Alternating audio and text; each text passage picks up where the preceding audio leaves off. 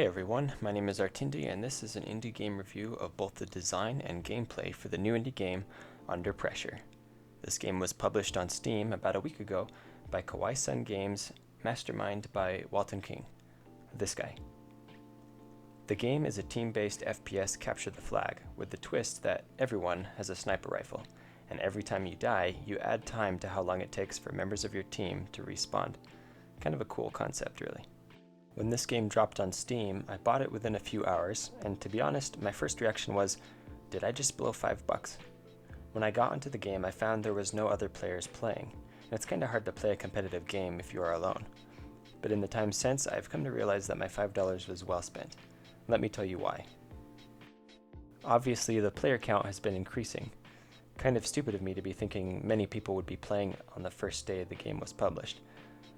And while I have yet to play with more than 2 versus 2, I found it doesn't really matter because of the great layout of the map terrain, power-ups, and tools, and the fact that everyone has a sniper rifle makes the game super fun even if it is just 1 versus 1. And with the relatively small but still growing community, I've even had a chance to play with the creator, though I have a sneaking suspicion he was going easy on me. One of the great things about the game is that it's not a pay-to-win sort of first-person shooter. One of the only other FPS games that I've played is a free-to-play game called Warface. However, it often feels lopsided because there are plenty of players who are willing to drop lots of money to get the weapons that perform better. In Under Pressure though, like I said, everyone has the same stuff, putting everyone on an even playing field. The visual design of the game is very appealing.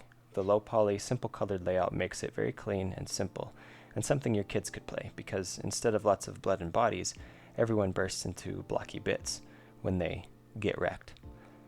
While I think the environment could use some more interactivity, such as when I shoot the bell it should ring, there's little to be said about the visual quality besides it's really nice. The bell thing though brings us to what I think is the best part of Under Pressure, and what all indie game devs should take note of. Under Pressure, as it is right now, is just a base for a great game that is being structured on top by a dev according to player feedback and the ultimate design goals of the dev. We have seen this done with many successful games, and already Under Pressure has had a handful of updates, adding better UI and even a solo mode where you can practice your shooting skills. What I'm trying to say is that this game is already playable and fun, but it has been released on Steam with the intent to improve it and update it till it is the best game it can be, and that is what makes this game awesome. First off, make the bell ring.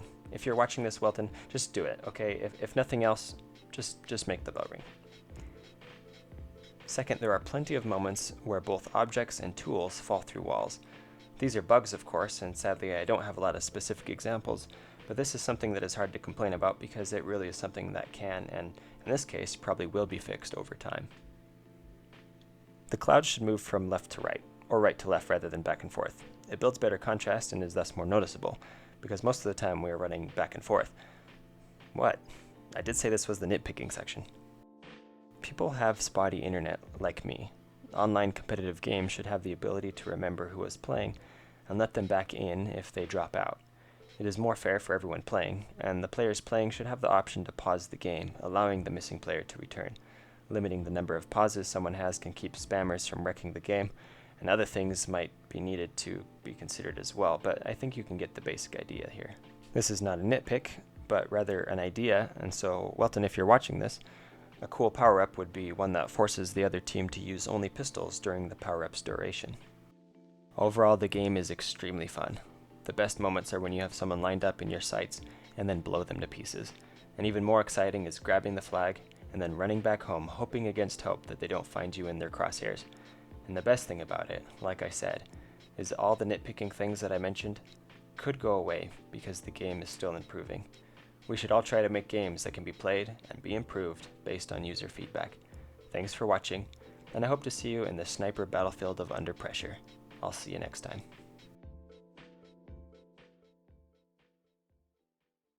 Hey, thank you so much for watching that. If you enjoyed it and you want to see more, you know what to do. If you have any comments, questions, or suggestions, though, it would tickle me pink if you sent them to me.